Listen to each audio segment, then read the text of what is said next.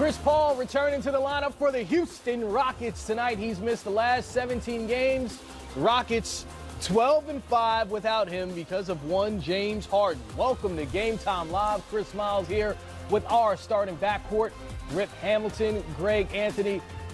But can we get a Detroit basketball? Anytime any of you on the set, we have to start the show with that. Rockets and Magic, though, one of 4 games tipping off right now. It's only right that we start the show focused on a championship caliber backcourt and how the return of a future Hall of Famer will affect a lefty on a run like none we've ever seen.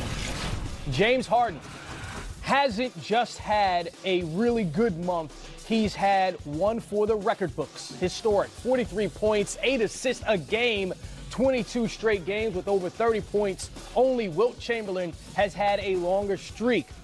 So when you see these numbers on your screen, the first and most obvious question, Chris Paul back in the lineup, how will he affect this historic run that James Harden is on?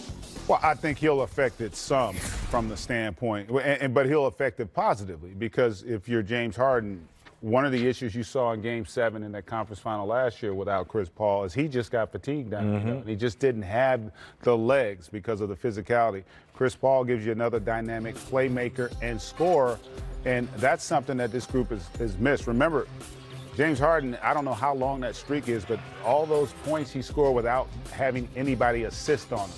And I don't care how great a player you are, it's comforting to have an all-NBA performer that can go out and carry some of the load. Plus, you factor in that these two guys have developed a great chemistry together after leading the league in wins seasons ago. So I can tell you, James Harden might be the happiest guy on that Rockets team outside of maybe Chris Paul that he's back. I would have to agree with Greg. I mean, James's usage rate is off the charts right now. I mean, when he's on the floor, they go through him. It's not like when he gives up the ball, he's actually making cuts, UCLA cuts, coming off pin downs to get wide open opportunities. Every team in the league knows exactly what they're going to run, and that's going to give him the ball, put him in multiple pick and rolls, put him in an ISO situation. Now you add Chris Paul back to the mix. Now he can get a breather, especially playing off the ball, and he can get some time, on the bench. But I think Chris Paul is not going to do anything but help this ball club. It's definitely going to help him.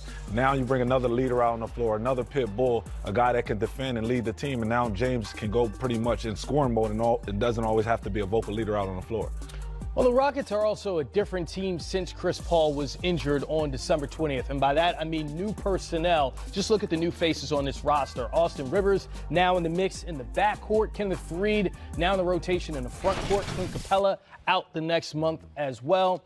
How will things change for these new players in the rotation as Chris Paul comes in, because their roles will change a bit? You know what? I don't know that they will. I will say first, give Daryl Morey a lot of credit to be able to go and get 2 quality players like Rivers and also Faried to come in. Again, not that they're going to give you the same kind of production, but, man, they take a huge load off having some veteran guys that are unafraid of the moment that can make the plays that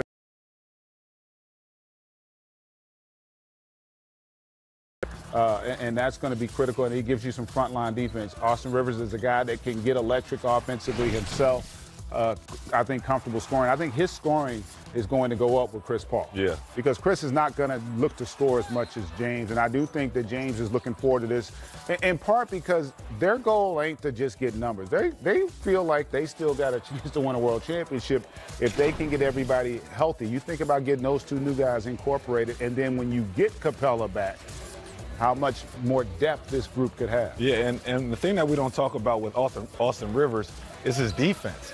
I think his defense on the defensive side of the game, he's really showed his impact on this Houston Rockets team, especially when you lose the defenders that they lost last year. So I think when they went out, they got 2 veteran players, guys that know how to play and can play with anybody. I think when Austin first got there, Coach D'Antonio would tell him, hey, be more aggressive on the offensive end, shoot more.